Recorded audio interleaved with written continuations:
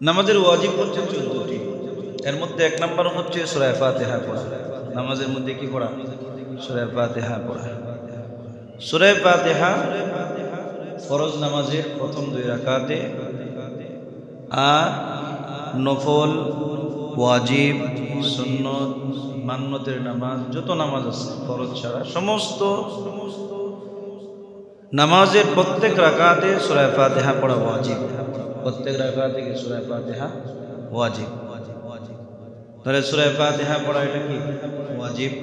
2 নম্বর হচ্ছে সূরা ফাতিহার সাথে যে কোনো সূরা মেলানো। সূরা ফাতিহার সাথে যে কোনো সূরা মেলানো। এই ক্ষেত্রে লক্ষণীয় বিষয় হচ্ছে সূরা মেলানোর ক্ষেত্রে আমাদের যেন সিরিয়াল মেনটেন করা। প্রথম রাকাতে সূরা নাস পড়ে ফেলছে, দ্বিতীয় রাকাতে সূরা ফালাক, এই সিরিয়াল এটা উল্টা হয়ে গেছে। কি হয়ে গেছে? উল্টা হয়ে গেছে। যদি 2 রাকাত বিশিষ্ট নামাজ হয় তো আপনি প্রথমে সূরা ফালাক পড়বেন, তারপরে কি পড়বেন? সূরা নাস। ঠিক আছে না ইনশাআল্লাহ? তো সূরা মিলানোর ক্ষেত্রে ধারাবাহিকতা ঠিক রাখা।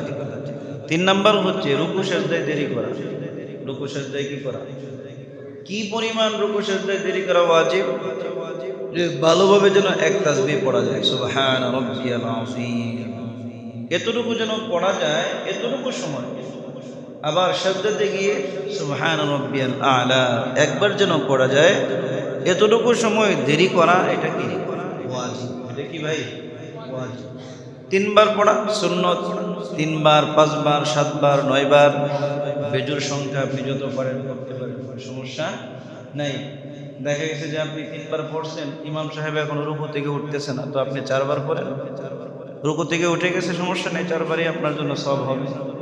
ইমাম সাহেব রুকু থেকে উঠতেছেন, আপনি 5 বার পড়েন। ইমাম সাহেব রুকু থেকে উঠতেছেন, আপনি 7 বার পড়েন, কোনো সমস্যা নাই। তাহলে এক তাসবিহ পরিমাণ রুকুতে সেজদাতে দেরি করা এটা কি আবশ্যক। এটা কি ভাই? আবশ্যক, করতেই হবে। এর নিচে যদি কেউ করে গেল আর আসলো, আসে না এরকম, গেল কি আর আসলো। নামাজ এত দ্রুত গতিতে হয়, পৃথিবীতে তার একমাত্র কাজ, যে কাজ সে খুব দ্রুত করে, সেটা হচ্ছে কি নামাজ। সেটা কি নামাজ। কারণ নামাজের মধ্যে আসলে আমাদের শরীরের মধ্যে এক ধরনের অস্থিরতা শুরু হয়। কি হয়ে যায়? অস্থিরতা শুরু হয়ে যায়, যেটা হচ্ছে মুনাফিকের আলামত। সেটা কি মুনাফিকের আলামত। মুনাফিকরা যখন নামাজের অবস্থা দেখতো, আল্লাহ রসুলকে খুশি করার জন্য, শুধুমাত্র লোক দেখানোর জন্য নামাজে আসতো, তখন তারা খুব তাড়াহুড়া করত।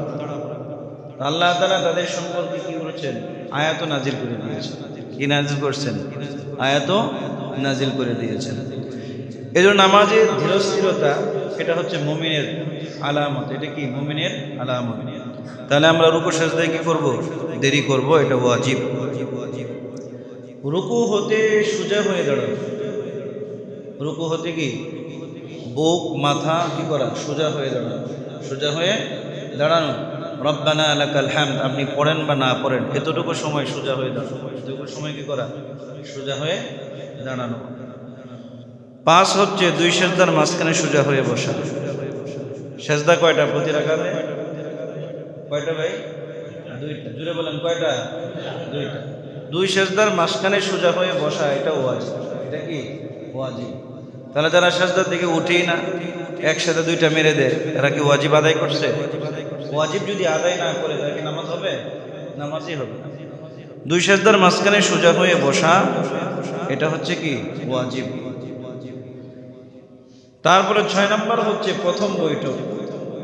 যদি 3 রাকাত বিশিষ্ট নামাজ হয়, 4 রাকাত বিশিষ্ট নামাজ হয়, তাহলে কি প্রথম যে বৈঠকটা আছে 2 রাকাতের পরে, এটা কি ওয়াজিব। এটা কি ভাই? ওয়াজিব। 7 নম্বর হচ্ছে উভয় বৈঠকে তাশাহুদ পড়া, আত্তাহিয়াত পড়া। কি পড়া? আত্তাহিয়াত পড়া। এই কথাটা একটু ব্যাখ্যা সাপেক্ষ। সেটা কি?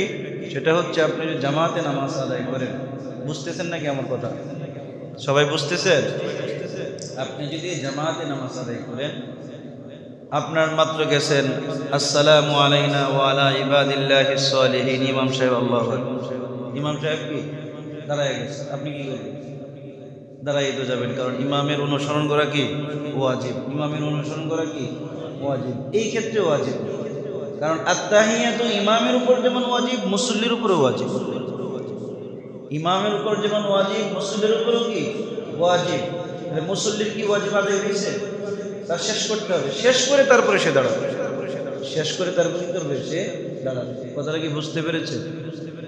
আপনি জামাতে নামাজ আদায় করছেন, এমত অবস্থায় আপনার আত্তাহিয়াত শেষ হওয়ার আগে যদি ইমাম সাহেব দাঁড়িয়ে যান, তাহলে আপনার দাঁড়ানো ওয়াজিব না। আগে আপনি আত্তাহিয়াত শেষ করবেন, তারপর দাঁড়াবেন। আত্তাহিয়াত কি করবেন, আগে আপনি শেষ করবেন, তারপর কি করবেন, দাঁড়াবেন। তবে এই ক্ষেত্রে আপনি যেমন আগে আগে আগে আস্তে আস্তে পড়ছিলেন আসসালামু আলাইনা ওয়া আলা ইবাদিল্লাহিস সালিহিন, ইমাম সাহেব যখন দাঁড়িয়ে গেছে, তো আপনি দ্রুত কি করেন, আত্তাহিয়াত শেষ করে দাঁড়িয়ে, দ্রুত আত্তাহিয়াত শেষ করে কি দাঁড়িয়ে যান। অথবা যদি এমন হয় আপনার আত্তাহিয়াত শেষ, ইমাম সাহেবেরটা শেষ হয় না, আপনি চুপচাপ থাকেন, কি করেন, চুপচাপ থাকেন। আত্তাহিয়াতের উপরে আর কিছু পড়া যাবে না, আত্তাহিয়াতের উপরে কি আর কিছু পড়া যাবে না। তাহলে তাশাহুদ পড়া, আত্তাহিয়াত পড়া ইমামের উপর যেমন ওয়াজিব, মুসল্লিদেরও কি ওয়াজিব। তাহলে উভয়কে আত্তাহিয়াত কি করতে হবে, শেষ করতে হবে। তারপরে হচ্ছে 8 নম্বর, এটা ইমাম সাহেবের জন্য। ইমাম কেরাত আস্তের জায়গায় আস্তে পড়বে, আস্তে আস্তে কেরাত পড়া হয় 2 ওয়াক্তের নামাজে, জোহর এবং আসর, জোহর এবং আসর। আর 3 ওয়াক্তের নামাজে কেরাত জুড়ে পড়া হয়, মাগরিব এশা ফজর, মাগরিব এশা ফজরে। ইমাম সাহেব যদি জোহর আসরে জোরে কেরাত পড়েও ফেলে, সহজতা দিতে হবে, কারণ সে ওয়াজিব তরফ করেছে।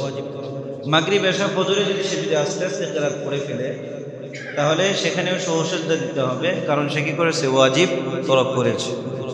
9 নম্বর হচ্ছে ভিতরের নামাজে দোয়া কুনুত পড়া। যারা নামাজি আছে অধিকাংশ ভিতরের নামাজে দোয়া কুনুত পারেই না। যারা নামাজি আছে অধিকাংশ কি ভিতরের নামাজে দোয়া কুনুত আছে, এটা পারেই না। দোয়া কুনুত এত সময় আছে নাকি মুখস্থ করা? দুনিয়ার যত আটপারি বাটপারি সিটারি, যত ধরনের গীবত, যত ধরনের সময় নষ্ট করার সব সময় আমাদের আছে, কি বলেন? কিন্তু নামাজের একটা সূরা শুদ্ধ করার, নামাজ শিখা, দোয়া কুনুত পড়ার, দোয়া কুনুত শিখা, এই সময় আমাদের নেই। এই সময় কি আমাদের নাই? এটাকে প্রয়োজনও মনে করে না, এই প্রয়োজনও মনে করে, সব কিছুর প্রয়োজন মনে করবেন, আফসোস করবেন। হাদিস শরীফের মধ্যে আসছে, মৃত ব্যক্তিকে যদি 1 মুহূর্তের জন্য সময় দেওয়া হয়, 5 মিনিটের জন্য, 2 মিনিটের জন্য যদি সময় দেওয়া হয়, সে আল্লাহর কাছে চাবে, আল্লাহ আমি যেন মন ভরে তোমার জমিনে একটা সেজদা করতে পারি। সুবহানাল্লাহ, কি করতে পারি? সেজদা করতে। এক বুজুর্গ কবরের পাশ দিয়ে যাচ্ছে, আরেক বুজুর্গ কবরের মধ্যে বসে বসে কোরআন তেলাওয়াত করতেছে। কবরের মধ্যে কি বসে বসে কোরআন তেলাওয়াত করতেছে। কবর থেকে যখন কোরআন তেলাওয়াতের আওয়াজ আসছে, বুজুর্গ কবরের পাশে দাঁড়িয়ে সুবহানাল্লাহ বলে ফেলেছে। কি বলেছে? সুবহানাল্লাহ। তো ওই ব্যক্তির জবান আল্লাহ পাক খুলে দিয়েছেন এবং উভয়কে কথা বলার শক্তি আল্লাহ তাআলা দিয়েছেন।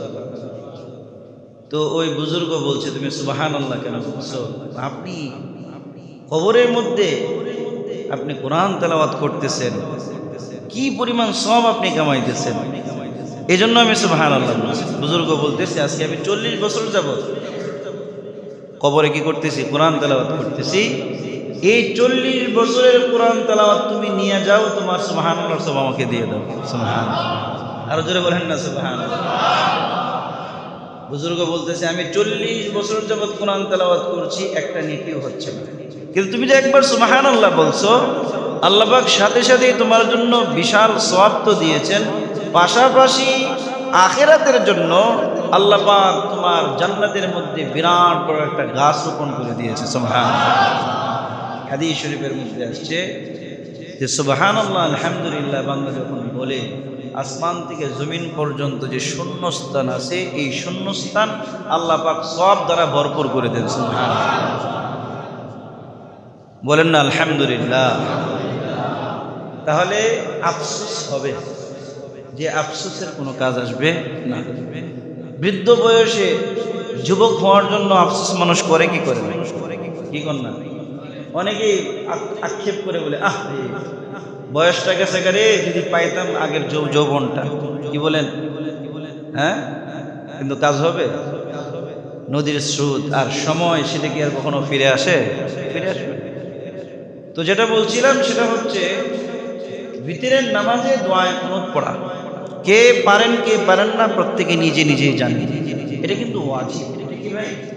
ওয়াজিব। এটা সবাইকে পড়তে হবে। যদি কোনো ব্যক্তি না পড়ে, আপনার ভিতরের নামাজই হবে না, ভিতরের নামাজই হবে না। এই জন্য যারা পারি না, শিখবো তো ইনশাআল্লাহ। আল্লাহ পাক তৌফিক দান করুক, সকলে বলে আমিন। তারপর 10 নম্বর হচ্ছে 2 ঈদের নামাজে অতিরিক্ত 6 তাকবীর বলা।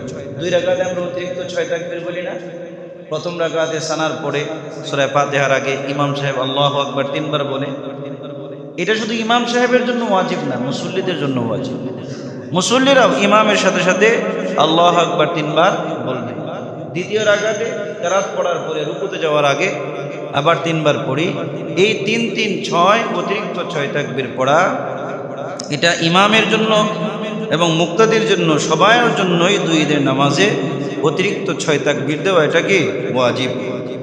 11 হচ্ছে ফরজ নামাজের প্রথম 2 রাকাতে, প্রথম 2 রাকাতকে কিরাতের জন্য নির্দিষ্ট করা। কিরাতের জন্য নির্দিষ্ট করা মানে আপনি মনে মনে নিয়ত করলেন যে প্রথম 2 রাকাতে আপনি কি কি পড়বেন। যে ব্যক্তি নামাজ পড়তেছে তার মনে মনে এটা কি থাকে? একটা নিয়ত থাকে। এটাও হতে পারে, অথবা এটাও হতে পারে যে আপনি ফরজ নামাজের প্রথম 2 রাকাতে আপনি সিরিয়াল মেনটেন করে আপনি কিরাত পড়লেন, এটাও কি একটা ওয়াজিব।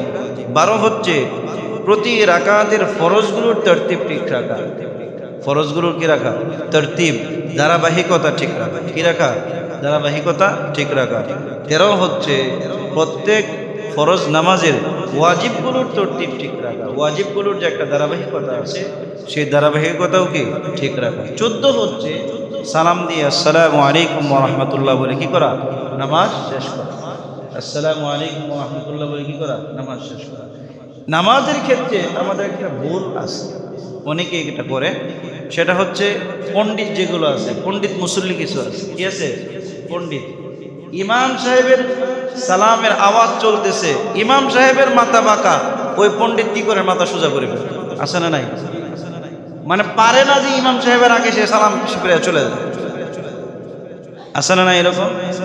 ইমাম সাহেব আসসালামু আলাইকুম ওয়া রাহমাতুল্লাহ, মাথা বাঁকা, সে মাথা সোজা করে নিচ্ছে। মাথা কি করে ফেলছে? সোজা করে ফেলছে। মানে মুসল্লি হয়ে মানে ইমামের উপর কি করা? পণ্ডিতি করা।